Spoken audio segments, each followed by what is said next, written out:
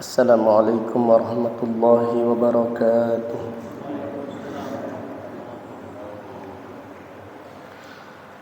Innal hamdalillah nahmaduhu wa nasta'inuhu wa nastaghfiruh wa na'udzu billahi min shururi anfusina wa min sayyiati a'malina. Man yahdihillahu fala mudilla lahu wa man yudlil fala hadiya lahu. Wa asyhadu an la ilaha illallah wahdahu la syarika lahu wa asyhadu anna Muhammadan abduhu wa rasuluh. Amma ba'du, fa inna asdaqal hadithi kitabullah wa khairal hadi hadi Muhammadin sallallahu alaihi wasallam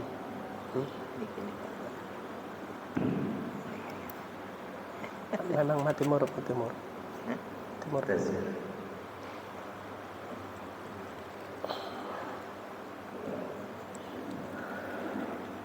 fa inna asdaqal hadithi kitabullah wa khairal hadi hadi Muhammadin sallallahu alaihi wasallam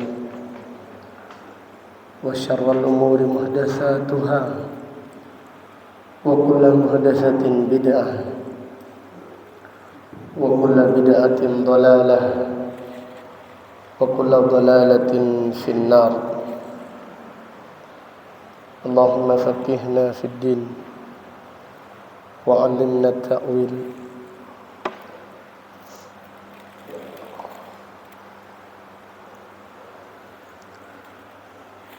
Allahumma 'allimna ma yanfa'una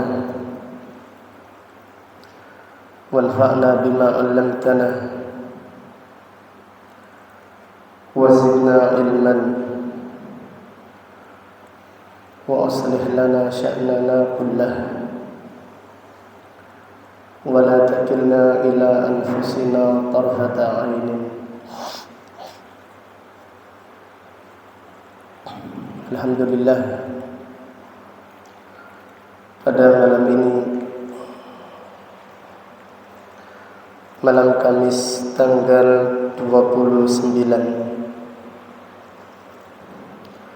bulan Safar tahun 1448 Hijriah, dengan izin Allah Ta'ala kita melanjutkan kembali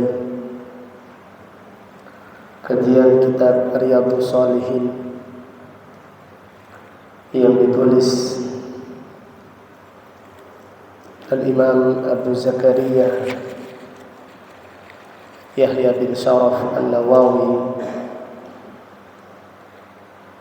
yang dilahirkan pada tahun 631 Hijriah dan meninggal dunia pada tahun 676 Hijriah. Rahimahullah rahmatan wasi'ah.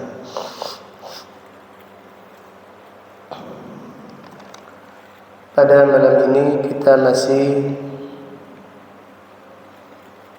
melanjutkan bab dermawan dan menginfakkan harta di jalan kebaikan, yakin dengan Allah Subhanahu wa Ta'ala. Pada pertemuan yang lalu telah disampaikan beberapa macam kedermawanan. Ada berapa kemarin? Sudah sampai 10. Yang ke-9,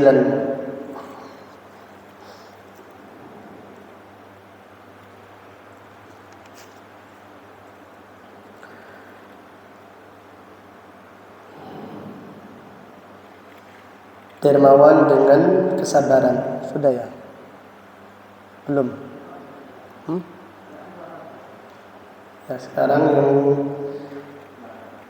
9, dermawan dengan kesabaran.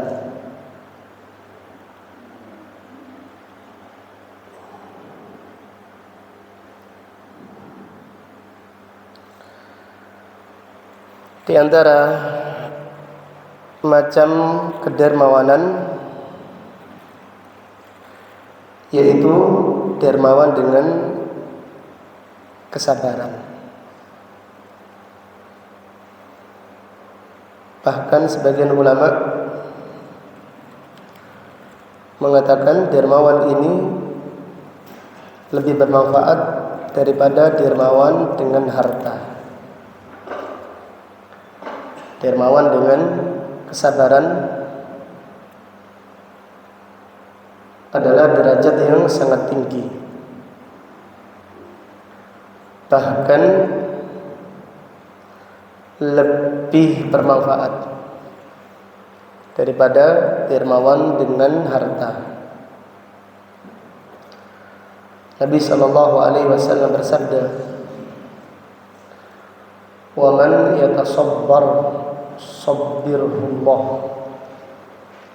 Siapa yang melatih dirinya untuk bersabar, siapa yang berdoa minta kesabaran dan melatih dirinya untuk bersabar, Allah akan menganugerahkannya kesabaran. Jadi man yatasabbar, siapa yang berdoa minta sabar serta melatih dirinya untuk bersabar, maka Allah akan menganugerahkan kesabaran kepadanya. Fama utiya ahadun ata'an khairan wa awsa'a minas sabri. Dan tidaklah seseorang diberi anugerah, diberi pemberian yang lebih baik dan lebih luas daripada kesabaran. Jadi kesabaran termasuk kedermawanan yang sangat agung. Kita sabar dengan sahabat kita, dengan orang-orang yang ada di sekitar kita. Dan ketahuilah, tidak ada persahabatan tanpa perselisihan. Tidak ada. Jadi sahabat tanpa ada gesekan itu tidak mungkin. Pasti ada. Akan tetapi bagaimana kita mensikapi permasalahan tersebut, perselisihan tersebut? Apakah kita sabar? Apakah kita tidak sabar? Jadi setiap ada perkumpulan, di situ ada perselisihan terjadi. Bagaimana dermawannya kita dengan sabar mensikapi kesalahan orang lain? Kita memaafkan, kita sabar, kita menjalin hubungan lebih baik lagi, kita lebih pengertian lagi terhadap saudara kita, sahabat kita. Ini sangat bermanfaat. Abu Bakar As-Siddiq dan Umar ibn al-Khattab radhiyallahu anhuma, keduanya dijadikan perumpamaan dalam persahabatan. Tetapi di dalam sejarah telah dicatat bukan tanpa perselisihan. Pasti ada perselisihan, padahal keduanya dijamin surga. Padahal keduanya adalah orang yang paling dekat dengan Rasulullah sallallahu alaihi wasallam. Diriwayatkan oleh Imam Bukhari dan Imam Muslim dari sahabat Bara ibnu Azib radhiyallahu anhuma. Ia berkata, "Bainama nahnu inda Nabi sallallahu alaihi wasallam." Ketika kami berada di majelisnya Nabi sallallahu alaihi wasallam, idja'a Abu Bakrin akhidan tarafa thawbihi. Tiba-tiba datang Abu Bakar mengambil atau memegang ujung bajunya. Jadi orang kalau memegang ujung bajunya menunjukkan tergopoh-gopoh. Apalagi dia memakai thawb, memakai jubah, supaya perjalanannya lebih segera, lebih cepat. Nabi sallallahu alaihi wasallam bersabda, "Ama inna sahibakum qad ghamara." Adapun sahabat kalian ini qad ghamara, ada perselisihan. Tetapi dia yang terdepan di dalam kebaikan. Jadi Abu Bakar As-Siddiq yang terdepan di dalam semua kebaikan. Imannya lebih dahulu dari umat ini. Semua kebaikan. Bahkan kalau ada perselisihan, Abu Bakar yang terdepan di dalam memperbaiki hubungan. Fadakhala ala Rasulillah sallallahu alaihi wasallam. Abu Bakar masuk di majelisnya Nabi sallallahu alaihi wasallam. Ia mengucapkan salam. Setelah itu Abu Bakar berkata, "Ya Rasulullah, innali syai'un baini wa baina Umar." Ya Rasulullah, sesungguhnya ada perselisihan antara aku dan Umar. Aku dan Umar ada perselisihan. Summa inni aghdabtuhu.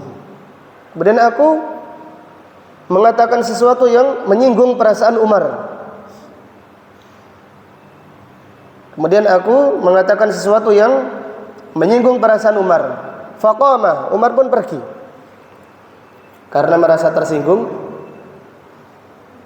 berdirilah Umar untuk pulang. Summa atba'tuhu, aku pun mengikutinya. Coba bayangkan kita ada masalah, lalu kita tidak sengaja menyinggung, ucapan kita menyinggung teman kita. Teman kita pergi karena tersinggung tadi. Apakah kita mau mengikuti orang teman tadi? Tidak mungkin. Mengikuti dan minta maaf, ini berat sekali. Abu Bakar mengikuti Umar. Fakultu, aku berkata kepada Umar, "Ya Umar, istaghfirli." Wahai Umar, mohonkanlah ampun kepada Allah untukku. Falam yarudda alayya, tapi Umar tidak menjawab. Diam saja. Sampai hatta wasala baitahu, sampai depan rumahnya. Tsumma innahu darabal bab fi wajhi. Kemudian Umar menggebrak pintu di depan wajahku. Jadi bayangkan kita berada di depan pintu rumah teman kita. Kemudian ditutup, jebrak gitu. Nah, ini kalau terjadi di antara kita, ya sudah. Dulu sekarang. Pelben. Apa Cak Munir? Pelben roti. Bian saiki. Alangkah mudahnya kita pecah persahabatan. Karena apa? Karena sabar kita ini sedikit, kecil persahabatan kita. kecil kesabaran kita di dalam persahabatan. Abu Bakar ketika digebrak tadi, ya sudah, tidak bisa apa-apa. Umar sudah masuk rumahnya. Lalu Abu Bakar pun mendatangi Rasulullah Sallallahu Alaihi Wasallam. Nabi Sallallahu Alaihi Wasallam bersabda, "Ghafarallahu laka ya Abu Bakr." Semoga Allah memaafkan engkau wahai Abu Bakar. Semoga Allah memaafkanmu wahai Abu Bakar. Apabila kita meminta maaf kepada saudara kita,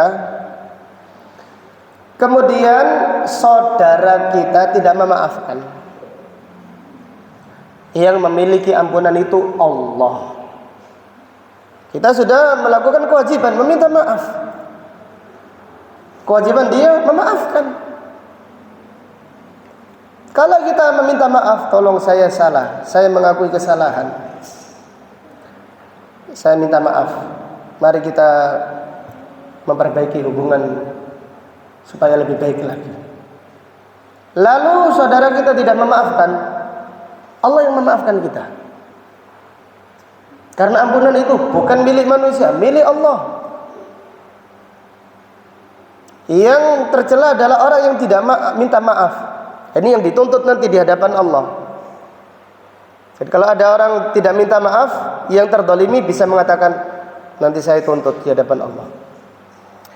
Kalau yang berbuat dolim sudah minta maaf, yang terdolimi tidak ada maaf, tidak ada.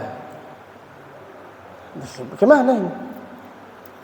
Yang memiliki ampunan itu Allah Subhanahu Wa Taala. Allah mencintai orang-orang yang meminta maaf.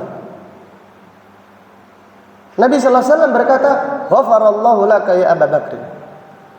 Semoga Allah mengampunimu wahai Abu Bakar. Kemudian, jadi hadis ini menjelaskan keutamaan Abu Bakar As-Siddiq. Jadi Abu Bakar merasa menyinggung Umar, walaupun terkadang orang kalau sudah adu argumentasi nggak sengaja menyakiti yang lain. Untuk mendiamkan tadi supaya kalah argumentasinya, kita mengatakan sesuatu yang menyakitinya. Abu Bakar mengikuti Umar, ini kemuliaan. Abu Bakar berkata, "Wahai Umar, mohonkanlah ampunan kepada Allah untukku." Ini kebaikan lagi Abu Bakar. Kemudian Abu Bakar sampai di depan pintu rumahnya Umar, dikebrak, dikasih gebrakan pintu, tetap sabar. Ini kemuliaan Abu Bakar As-Siddiq radhiyallahu anhu. Kemudian hadis ini juga menjelaskan kemuliaan Umar. Umar juga mulia.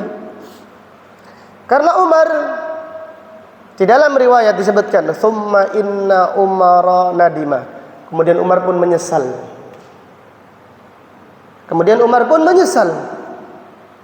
Fa kharaja. Umar keluar dari rumahnya, mendatangi rumahnya Abu Bakar. Ini juga kemuliaan Umar. Tapi kemuliaannya Umar dibawa setelah Abu Bakar. Umar berkata kepada orang-orang yang di rumahnya Abu Bakar, setelah mengucapkan salam, "Athamma Abu Bakrin?" Apakah Abu Bakar ada di rumah? Qalu la, mereka menjawab, "Tidak ada wahai Umar." Kemudian Umar tahu, karena mereka sahabat dekat, pasti Abu Bakar ini ke tempatnya Nabi Sallallahu Alaihi Wasallam. Umar pun mendatangi tempatnya Nabi Sallallahu Alaihi Wasallam. Falamma ra'a Umar, ketika Nabi Sallallahu Alaihi Wasallam melihat Umar, marra wajhu. Wajah Nabi Sallallahu Alaihi Wasallam merah. Ketika melihat Umar yang menyinggung Abu Bakar As-Siddiq, Nabi Sallallahu Alaihi Wasallam marah, wajahnya merah. Ketika melihat Nabi Sallallahu Alaihi Wasallam marah, Abu Bakar tidak diam. Abu Bakar berlutut, duduk berlutut, minta maaf lagi. "Ya Rasulullah, inni kuntu adlam." Ya Rasulullah, aku yang lebih zalim, aku yang lebih salah ya Rasulullah. Ini kemuliaan Abu Bakar As-Siddiq, memberi pelajaran kepada kita bagaimana mensikapi perselisihan dengan teman kita yang sudah terjadi, yang qadar Allah sudah terjadi. Abu Bakar sampai berlutut, ya Rasulullah, aku yang lebih salah, Umar tidak salah ya Rasulullah, aku yang lebih zalim. Nabi SAW tetap bersabda, ayyuhan nas, inni Rasulullah ilaikum faqultum kadzabtum wa qala Abu Bakrin sadaqta. Wahai manusia, aku diutus Allah kepada kalian. Aku berkata, wahai manusia, aku adalah Rasul utusan Allah. Kalian menjawab ketika itu, engkau dusta.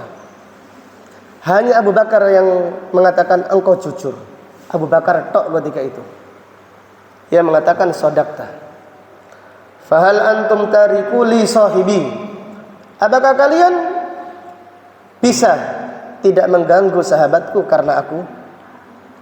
Fama udiya ba'da dzalika. Setelah itu tidak ada seorang pun yang berani mengganggu Abu Bakar As-Siddiq radhiyallahu taala anhu. Jadi yang kita ambil faedah, bersabar itu termasuk kedermawanan. Jadi dermawan tidak harus dengan harta. Dermawan dengan sabar. Sabar dengan tabiat sahabat kita. Kadang-kadang kita punya sahabat tabiatnya demikian. Gak ada sahabat yang sempurna. Sahabat yang sempurna nanti di surga. Semoga Allah mengumpulkan kita di surganya. Jadi sahabat yang di dunia pasti ada. Di dunia ada hawa nafsu. Saya kasih faedah, ada tambahan faedah karena kita menyebut persahabatan di surga. Faedah yang sangat agung, yang mungkin jarang disebut. Di dalam kitab Hadil Arwah, di dalam kitab Hadil Arwah, kitab judulnya Jalan-Jalan ke Taman Surga, karya Ibnul Qayyim Al-Jauziyah. Disebutkan bab dzikru ahlil jannah ahwalahum fid dunya. Penghuni surga mengingat keadaan mereka di dunia. Jadi babnya seperti itu. Bab penghuni surga mengenang perjuangan mereka di dunia. Jadi penghuni surga kalau ngobrol menceritakan perjuangannya. Dahulu saya demikian. Dahulu saya mengenal tauhid melalui fulan. Dahulu saya mengenal sunnah. Dahulu saya sholat, saya haji, saya ngaji. Diceritakan. Dahulu saya selamat dari fitnah syubhat, fitnah sahabat. Diceritakan. Komplit. Diceritakan. Allah mengembalikan memori ketika itu lebih kuat lagi. Tetapi yang diceritakan hanyalah perjuangan yang ikhlas. Yang riya sudah dihapus. Jadi perjuangan bagaimana dia selamat sampai surga diceritakan. Kemudian Ibnul Qayyim memberi faedah yang sangat agung. Apabila, mengatakan Ibnul Qayyim, setelah membawakan dalil-dalil Al-Quran, ayat-ayat Al-Quran, contohnya disebutkan di dalam surat At-Tur, surat Shaffat, dan yang lainnya. Kemudian Ibnul Qayyim setelah itu menyebutkan faedah yang sangat agung. Apabila penghuni surga mengenang perjuangan mereka di dunia, maka mengenang ilmu yang dipelajari di dunia lebih utama lagi. Maka mereka mengenang ilmu Al-Quran dan ilmu Sunnah ini lebih utama. Jadi contohnya kita ngaji, ya semoga Allah mengumpulkan kita di surganya. Jadi kalau ada orang mengaji contohnya surat Al-Fatihah, dulu kita ngaji surat Al-Fatihah, dulu kita mengaji kitab Riyadhus Shalihin, ayatnya demikian, babnya demikian, maknanya demikian, itu diingatkan lagi oleh Allah.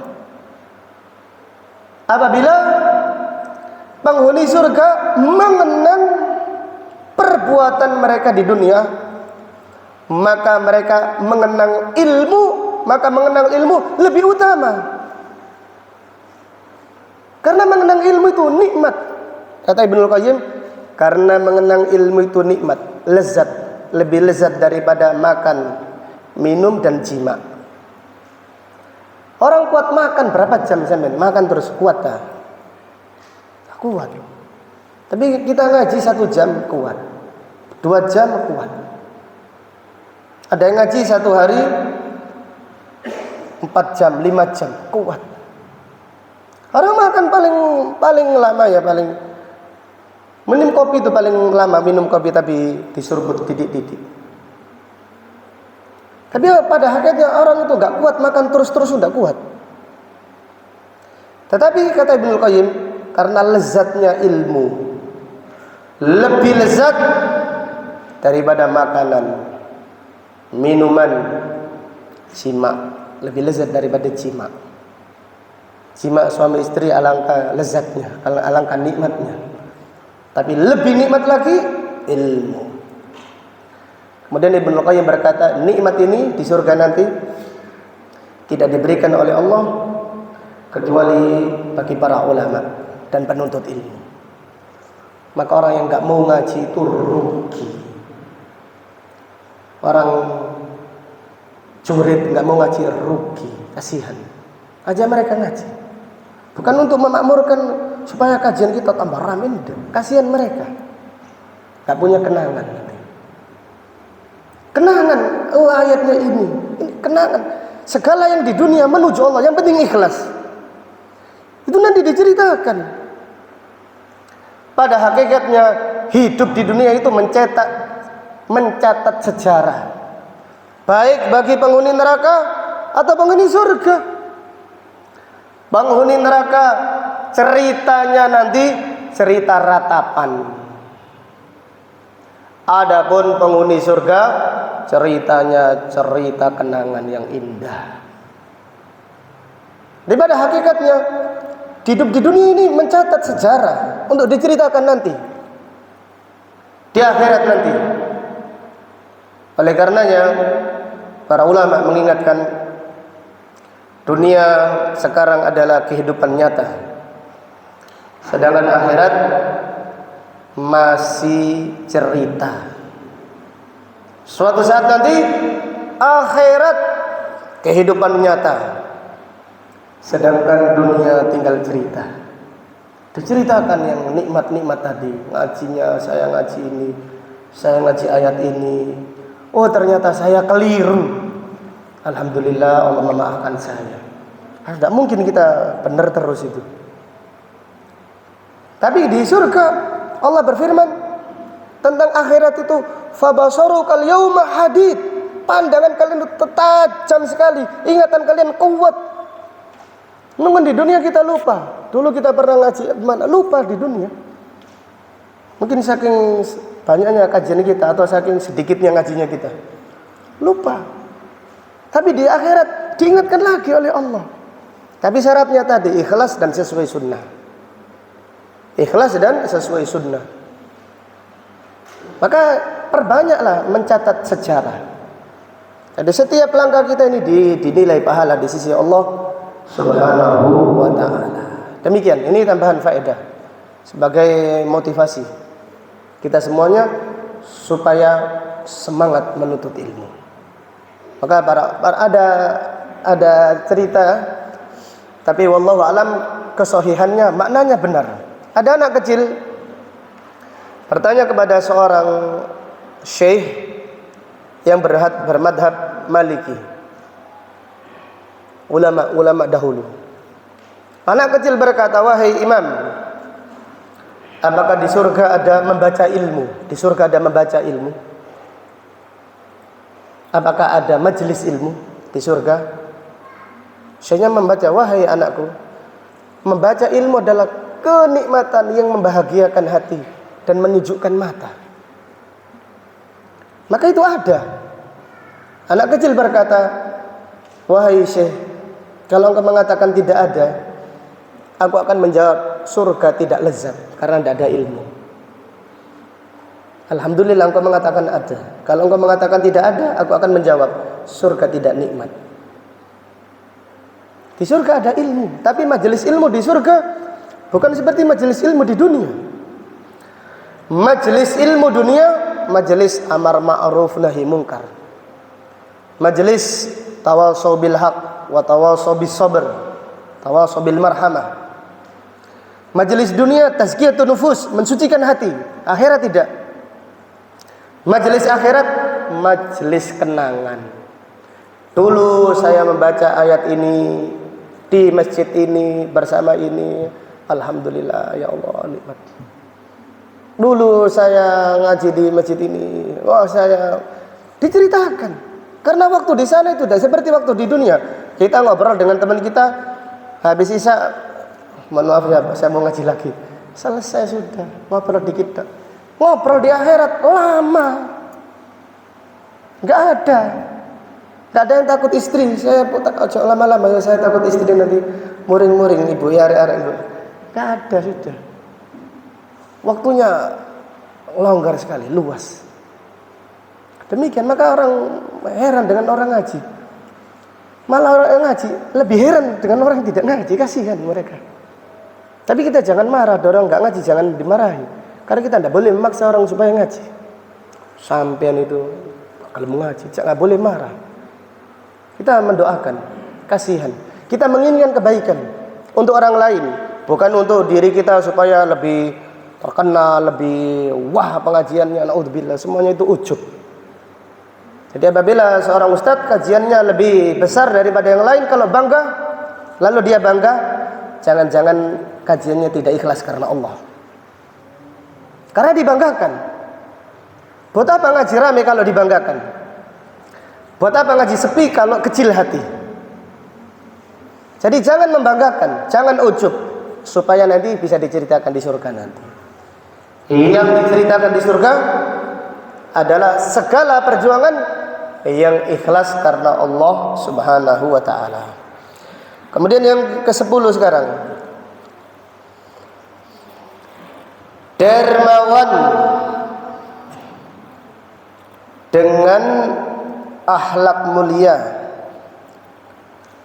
dan wajah yang berseri-seri. Dermawan dengan akhlak mulia dan wajah yang berseri-seri. Syekh Albani rahimahullah mengatakan demikian. Banyak manusia ucapannya pahit, wajahnya menyeramkan kayak neraka. Ucapannya pedes, pahit, pedes, kayak sambal level berapa gitu ya, pedes, gak enak omongannya. Wajahnya menyeramkan, wajahnya sewangar kayak ngejak tarung gitu loh. Kayak kita ini ditagih hutang gitu loh. Ketemu dia itu mendiliknya luar biasa. Subhanallah, ini orang yang bakhil ini. Bakhil. Dermawan dengan akhlak mulia, tidak dengan harta, dengan akhlak mulia. Tegur sapa dengan wajah yang berseri-seri. Ini dermawan, dermawan yang agung, yang menyelamatkan seorang dari siksa neraka. Wajah yang semeringah, wajah yang berseri. Masya Allah. Assalamualaikum, gimana kabar? Masya Allah, semoga selalu sehat. Demikian. Ngaji malah mendelik, tak ketemu. Apa sampean? Kondi. Kayak nantang perang gitu loh. Ya subhanallah. Assalamualaikum. Gimana? Masya Allah. Semangat, semangat.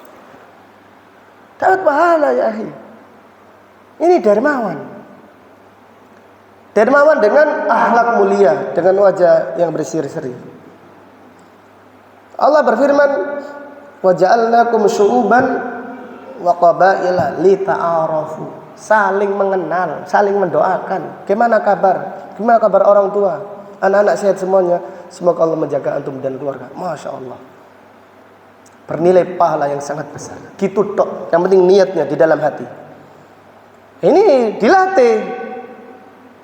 Jangan Ustaz, saya dari kecilian saya gitu. Wajah saya kayak gini nih. Selalu tak tekuk. Wajah ditekuk ini. Ini orang bakhil itu. Nabi sallallahu alaihi wasallam bersabda, "Ittaqun nar walau bisyikki tamrah." Takutlah siksa neraka walaupun sedekah dengan secuil kurma. Walaupun hanya sedekah dengan secuil kurma. Walau antalqa akhaka biwajhin talib. Kalau tidak punya kurma, sedekahlah dengan bertemu saudaramu dengan wajah yang berseri-seri. Bertemu dengan saudara itu ada fikihnya, ada ilmunya. Fikih hati mengatakan, di dalam hati mengatakan fulan lebih baik daripada saya. Ini namanya tawadhu.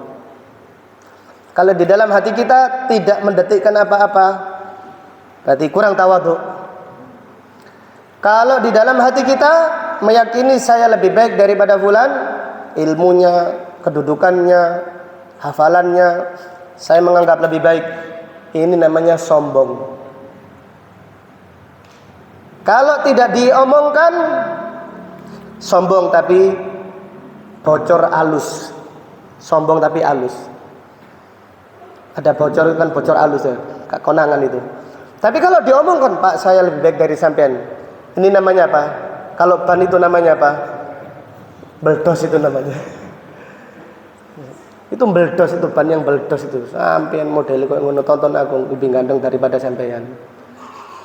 Nah, ini sombong, sombong plus sombong keterlaluan sudah. Sombong itu tidak ngomong saja, menganggap saya lebih baik, ini sudah termasuk sombong. Kalau di dalam hati kita bertemu teman kita, tidak ngomong apa-apa, tidak terdetik apa-apa, ya kita yang nggak sombong, ya nggak tawadhu. Ini yang sering kita lakukan. Yang jarang ketika bertemu dengan teman, hati merasa fulan lebih baik daripada saya. Karena kita tidak tahu, hati manusia yang tahu, hati kita juga tidak tahu kita ini riya atau munafik, kita tidak tahu. Kita tidak tahu diri kita, yang tahu hanya Allah Subhanahu wa taala. Maka kita meyakini fulan lebih baik. Hati. Kemudian wajah semeringa, berseri-seri, Masya Allah. Semeringa. Kayak apa biasanya orang semeringa itu? Nampak arisan ya. Iya. Ada orang semeringa pokoknya wajahnya. Lisannya salam dulu. Assalamualaikum. Assalamualaikum. Jabat tangan. Wah, tambah dalam hadis, jabat tangan ini menggugurkan dosa. Makanya Nabi sallallahu alaihi wasallam kalau jabat tangan selalu beliau tidak melepas. Sahabat yang dulu melepaskan. Jadi mari ini nek salaman kelengket itu. Nabi sallallahu alaihi wasallam kalau salam, assalamualaikum. Beliau yang terakhir melepaskan. Assalamualaikum. Ini di dalam hadis menggugurkan dosa salam. Tapi dengan agungkan niat tadi, assalamualaikum. Gimana kabar? Masya Allah. Allahumma barik, barakallahu fikum. Ini dermawan yang sangat agung. Orang itu enggak perlu dikasih uang itu. Orang Masya Allah, fulan Masya Allah. Demikian. Ini dermawan, bahkan kata Ibnul Qayyim, ini adalah dermawan yang memberatkan, yang paling memberatkan timbangan. Paling memberatkan timbangan. Karena Nabi sallallahu alaihi wasallam bersabda, "Laisa syai'un athqala fil mizan min husnul khuluq." Tidak ada apapun yang lebih memberatkan timbangan melebihi akhlak mulia. Akhlak mulia itu apa sih?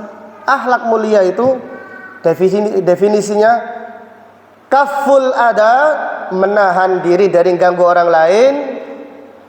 Kemudian wabadlun nada, akhlak mulia itu suka membantu, tidak mau mengganggu tapi suka membantu. Yang ketiga watalaqatul wajhi, wajah yang berseri-seri, itu akhlak mulia. Akhlak yang mulia memberatkan timbangan pada hari kiamat nanti. Nabi sallallahu alaihi wasallam bersabda, "Akmalul mu'minina imanan ahsanuhum khuluqa." Orang yang beriman paling sempurna imannya adalah yang paling mulia akhlaknya. Dan orang yang paling berhak menerapkan akhlak mulia, orang-orang yang diberi kenikmatan menuntut ilmu untuk diamalkan, para akhlak mulia. Mendoakan orang lain, menyapa dengan baik. Orang yang belum ngaji disapa, dinasihati.